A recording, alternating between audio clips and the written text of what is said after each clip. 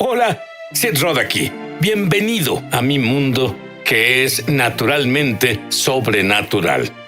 Estoy listo para darte, justo en este programa, una prueba veraz de que Jesús es el Mesías judío y por lo tanto es el Mesías de la tierra entera. Ya vuelvo. De un cantor en una sinagoga judía que era una canción cristiana. No creí que pusieran una canción cristiana ahí, pero esto se pone mejor. Esta canción probablemente te es familiar. Se llama Prepárame para ser un santuario. Ahora, si buscas la palabra santuario en el diccionario Webster, ¿sabes cuál es una de las definiciones? Lugar santísimo. En el templo, el lugar santísimo es donde Dios mismo habita. Así que la canción dice: Señor, prepárame para ser un santuario, o el lugar santísimo, puro y santo, probado y verdadero, dando gracias. Seré un santuario viviente, seré un lugar santísimo donde Dios mismo va a vivir. Oh, para ti, escuchémosla. Y esta canción nos hace preguntar para las personas judías en esa sinagoga conservadora y para quienes nos ven justo ahora, judío o gentil. ¿Cómo nos volvemos puros y santos? Bueno, la Torá, el libro de Deuteronomio, nos dice cómo. En el capítulo 18, versículos 15, 18 y 19, dice: El Señor tu Dios levantará de entre tus hermanos un profeta como yo. Para ti, era Moisés hablándole a mi pueblo judío. Así que será un profeta como Moisés, y a él lo escucharás. Levantaré para ellos de entre sus hermanos a un profeta como tú, y pondré mis palabras. Quiero que captes esto ahora. Pondré mis palabras en su boca. En otras palabras, dentro de su santuario. Dentro del lugar santísimo. Su cuerpo es como el santuario que guarda la voz de Dios. Ahora, si guardara la voz de Dios, eso significa que las personas judías en esa sinagoga cantaban una canción a Dios para prepararse para recibir la palabra de Dios o al mismísimo Dios en su interior. Y el que vendrá, obviamente será más grande que Moisés. Moisés no pudo hacer esto, debía ser alguien que viniera. Y el que vendrá les dirá todo lo que yo le mandé. Y luego hay ciertas consecuencias si no obedeces lo que él diga. Si alguien no presta oído a las palabras que el profeta proclame en mi nombre, yo, es Dios quien habla, yo mismo le pediré cuentas. Eso es muy serio. Ahora, el que vendrá y que morará en nuestro cuerpo, que será un lugar santísimo, es el Mesías. Y la sombra perfecta del Mesías era el sistema entero del sacrificio de animales en el templo. Tomaban un cordero inmaculado y éste moría por los pecados en el Yom Kippur. Y lo llamamos sustituto. En otras palabras, el animal moría por nuestros pecados cada año. Y en Génesis 22:8, Abraham sacrificaría a Isaac y Abraham dijo, diciéndole a Isaac: Dios mismo proveerá el cordero para el holocausto. En otras palabras, Dios preparará sobrenaturalmente al cordero para la sustitución, pero este será más grande que Moisés y será el sustituto para el sacrificio por los pecados y durará la eternidad. Dios nos llama a ser santos, como Él es santo. Y no solo nos llama a caminar en santidad, y la única manera de hacerlo es si Dios mismo está dentro de nosotros, el lugar santísimo, en nuestro cuerpo. Y Él va a prepararnos con un don maravilloso para tener la habilidad sobrenatural de caminar en lo que Él nos pida. Pero no podemos hacerlo con lo que se conoce como el antiguo pacto. ¿Por qué no podemos? El templo se destruyó en el 70 DC, pero no temas. Dios nunca nos deja sin salida, un camino para ser santos. Él dice en el profeta Jeremías que viene un nuevo nuevo pacto. De hecho, él lo compara con el antiguo, dice en Jeremías capítulo 31, versículos del 31 al 34, vienen días, dice el Señor, en que haré un nuevo pacto con el pueblo de Israel y con la tribu de Judá. No será un pacto como el que hice con sus ancestros, el día en que los tomé de la mano y los saqué de Egipto, ya que ellos lo quebrantaron, a pesar de que los amaba como un esposo ama a su esposa, dice el Señor. Pero este es el nuevo pacto que después de aquel tiempo haré con el pueblo de Israel, dice el Señor. Número 1. Pondré mis instrucciones o mis palabras dentro de ellos, en ese santuario vivo, el lugar santísimo, su cuerpo. Ese es el número 1. E incluso lo escribiré en sus corazones, dentro de su lugar santísimo. Número 2. No tendrán que enseñar a sus vecinos, ni siquiera tendrán que enseñar a sus parientes diciendo, debes conocer al Señor, porque todos me conocerán. Ahora hay un punto de inicio para que lo conozcan. Y ese punto de inicio es cuando la palabra de Dios o Dios mismo vive dentro de ti. Luego el tercero, si eso es suficiente, como el Pesaj, la Pascua. Pero el tercer beneficio, de acuerdo a Jeremías, es yo les perdonaré sus iniquidades y nunca más me acordaré de sus pecados. Bueno, debíamos tener el Yom Kippur cada año, pero Dios dijo, vendrá un sacrificio donde que el más grande que Moisés o el Mesías no se acordará más de nuestros pecados, no solo serán cubiertos, serán eliminados. Se explica en el libro de Gálatas, 3 capítulo, el versículo 24, de manera que la ley ha sido nuestro ayo para llevarnos a Cristo, a fin de que fuésemos justificados por la fe. Y justificado es un término legal que significa exonerar. Fuimos exonerados del todo, somos libres. Se nos declaró inocentes en la corte celestial. Evangelio significa buenas nuevas. La buena nueva es la historia de amor de Dios, de la restauración de la humanidad. Tú debes saber que mi padre nació en Polonia y el símbolo de gran antisemitismo para él era el cristianismo. Así que cuando me volví un creyente del Mesías, un creyente públicamente del Mesías, él no pudo entenderlo, no tenía sentido para él y no me permitió explicárselo, pero un día él dijo, bien, muéstrame por qué este Jesús es el Mesías. Y fui a una profecía hecha por el profeta judío Isaías, y esto es lo que leí. En Isaías capítulo 53, versículo 1, y solo llegué al versículo 11. ¿Quién ha creído a nuestro mensaje? En otras palabras, ¿quién creerá el reporte del profeta?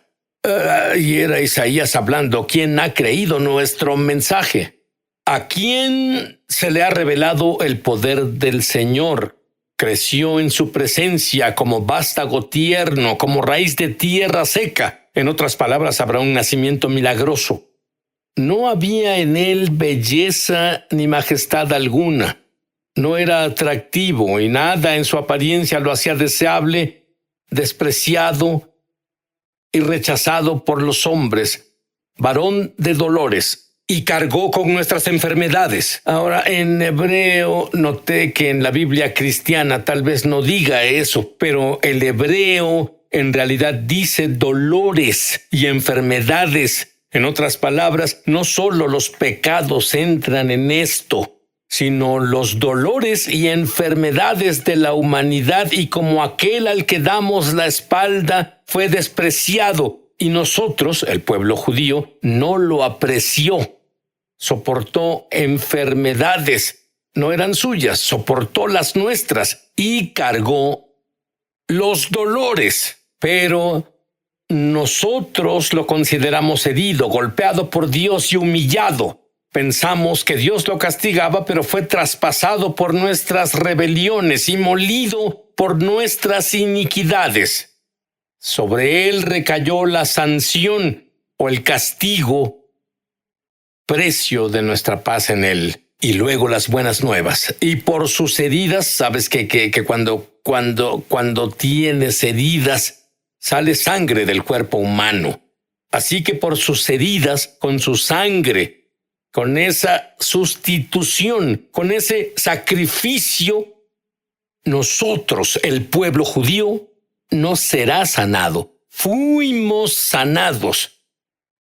Como ovejas nos perdimos. Esto se escribió 800 años antes de que el Mesías viniera a la tierra. Y del profeta Isaías: andábamos perdidos como ovejas. Cada uno seguía su propio camino. Y el Señor hizo recaer sobre él la iniquidad de todos nosotros. Maltratado y humillado, ni siquiera abrió su boca. ¿Te imaginas ser oprimido? Fue peor que la opresión. Las Escrituras lo dicen, que fue golpeado duro. Nadie se preocupó. Fue arrancado de la tierra de los vivientes. Es otra forma de decir que murió. Él murió por la transgresión de mi pueblo, y murió entre los malhechores, aunque nunca cometió violencia alguna, ni hubo engaño en su boca. No hay nadie en la Biblia de quien Dios diga esto, excepto del sustituto perfecto. Y él quiso, y dicen, no había ni un engaño en su boca. Pero el Señor quiso quebrantarlo. Y eso, en ese punto: alto, dijo mi padre, estás leyendo una Biblia cristiana. Y le dije a mi papá: esta Biblia fue publicada por la Sociedad Judía de Publicaciones. Y mira esto, fue dedicada por un rabino ortodoxo. Pero mi padre tenía aún tantas preguntas. Pero él ni siquiera me preguntaba. Se congeló y yo no pude discutir el asunto de Jesús jamás. Este es el gran problema que el pueblo judío tenemos. Leemos en el mismo Tanaj que cuando el Mesías venga, el lobo vivirá con el cordero, habrá paz en la tierra. Y tú dices: mira alrededor, no hay paz en la tierra. Pero luego hay todo un grupo de profecías como la que acabo de leer, que Él morirá por nuestras enfermedades y morirá por nuestros pecados. Y por sus llagas fuimos sanados. Fuimos totalmente, nuestros pecados fueron expiados. Entonces, ¿cómo explicas el hecho de que parece que un Mesías morirá por los pecados, el otro Mesías marcará el comienzo de una era de paz, y todo en el mismo Tanaj? Bueno, los antiguos rabinos antes de la venida del Mesías dijeron dos Mesías: el Mesías Ben, hijo de David, Marcaría el comienzo de una era de paz, pero antes de que eso ocurriera, debía haber un Mesías Ben José que sufriera en nuestro lugar. Y si en lugar de dos Mesías, ¿qué tal un Mesías con dos apariciones? Una para hacernos un santuario, un lugar santísimo para Dios. Y una vez hecho esto, que regrese a marcar el comienzo de una era de paz. Tiene más sentido. Yo soy judío. Creo en un solo Dios. Su nombre eterno, según la Torá, es el Dios de Abraham, Isaac y Jacob. Y un Mesías, el judío, Jesús. Isaías 65:1 lo explica más. El Señor dice: me di a conocer a los que no preguntaban por mí. Dejé que me hallaran los que no me buscaban. A una nación que no invocaba mi nombre le dije: aquí estoy, aquí estoy. A una nación, y la palabra nación en hebreo es goim, los gentiles, dije: porque mi pueblo judío no respondió, dije al goyim: aquí estoy, aquí estoy. La goyim que no clamó mi nombre. En otras palabras, las Escrituras dicen que los gentiles seguirán al Mesías judío. Yo creo en un Dios, el Dios de Abraham, Isaac y Jacob, y en un Mesías, el judío, Jesús. Hay un problema, tanto para judíos y gentiles. Todos somos la misma raza, la raza humana. Se revela en Salmo 143, versículo 2. No lleves a juicio a tu siervo, pues ante ti nadie, judío o gentil, ninguno vivo es justo. Pero Job 1:8. Él era muy justo. Dice: luego el Señor preguntó a Satanás. Él presumía Job. Él dijo: ¿no has considerado a mi siervo Job? Que no hay otro como él en la tierra. Varón perfecto y recto, temeroso de Dios y apartado del mal. Pero luego Job, capítulo 42, versículos 5 y 6. Él tuvo un encuentro con el Dios viviente.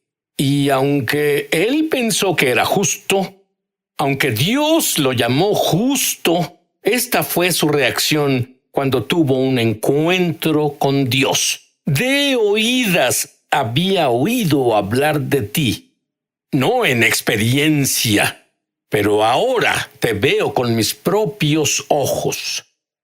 Por tanto, me retracto de lo que he dicho y me arrepiento en polvo y ceniza.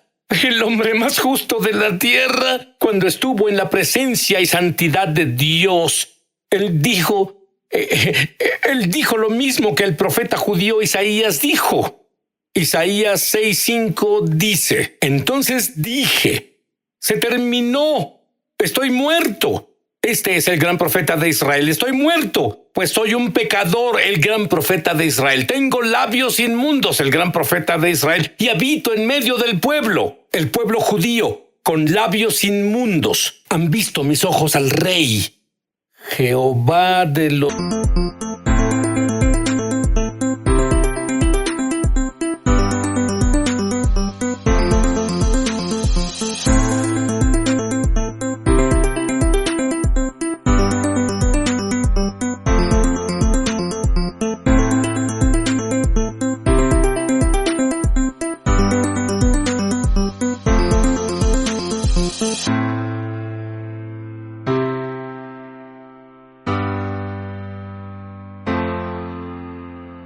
ejércitos. Y una vez que ves al Rey, por más justo que te creas, ves amor puro, ves santidad pura, ves la pureza por primera vez, lo opuesto a los humanos imperfectos que juzgas, soy mejor que esa persona, no soy tan bueno como esa persona. No, no, no, comparado con la santidad de Dios. Toda la justicia es trapos de inmundicia. Romanos 10:13 dice, porque todo el que clame, ayúdame Dios, recibe ayuda. Y adivina qué, el peor día de mi vida, oré a Dios. No tenía a quién acudir. Y mi corazón tenía dos palabras, las mismas dos palabras. Ayúdame Dios, ayúdame Jesús. Y Él me rescató. La gloria que estuvo en Moisés invadió mi recámara. Y luego sabía que Jesús era mi Mesías. Eso fue hace 50 años. Bueno, esa misma gloria cayó sobre mi padre. El último día de su vida estaba en cuidados intensivos. Él rechazó creer o incluso hablar sobre el Mesías prácticamente mi vida entera. Y mi hermana y yo entramos al cuarto de hospital donde no había esperanza. Pero una semana antes entré en ese cuarto y la gloria tangible de Dios estaba sobre mí. A donde iba podía sentir esa gloria de Dios. Donde iba podía sentir la presencia de Dios. Era la misma gloria que estaba sobre Moisés. Y esa gloria cayó sobre mi padre y con mis propios oídos lo oí. Hago a Jesús mi Mesías y Señor. Esa misma gloria está en el estudio ahora. Muchos sentirán la presencia y muchos que oren conmigo, ayúdame Dios, la van a sentir en el futuro. Pero, ya sea de inmediato o en el futuro, la gloria está aquí ahora, justo ahora en el estudio. Quiero decir una oración. Esta es la oración. Quiero que tengas tu propia experiencia con Dios. Quiero que Dios viva dentro de ti. Quiero que tu cuerpo sea el lugar santísimo. Quiero que ya no te sientas solo. Quiero que tengas tu propio conocimiento experiencial de Dios. Y si dices esto en voz alta, ahí donde estás, y lo dices desde el fondo de tu corazón, Dios que está afuera entrará en ti y tu cuerpo se volverá un santuario para Dios, un lugar sagrado. Repite en voz alta: querido Dios, he cometido muchos errores de los que me arrepiento. Creo que la sangre del Mesías fue mi sustituto por los pecados que he cometido. Y de acuerdo con tu palabra, no recuerdas más mis pecados. Y desde este momento soy santo a tus ojos.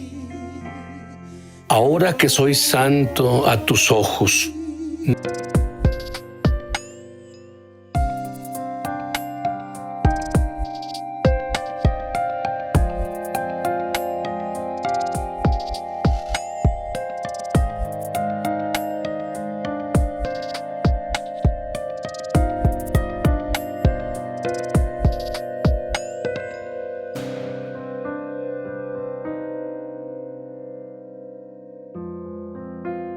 no debido a lo que hice, sino por lo que el Mesías hizo por mí, te pido que me prepares para ser un santuario, un lugar santísimo para albergar tu presencia. Entra en mí, Jesús.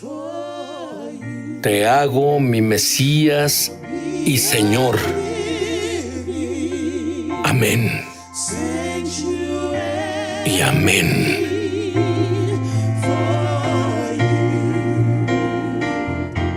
Me emociona al extremo anunciar que lanzamos nuestra escuela de ministerio Es Sobrenatural en español. entra en el enlace para comenzar tu viaje sobrenatural. Y en realidad espero verte crecer en la gloria, en el Espíritu y en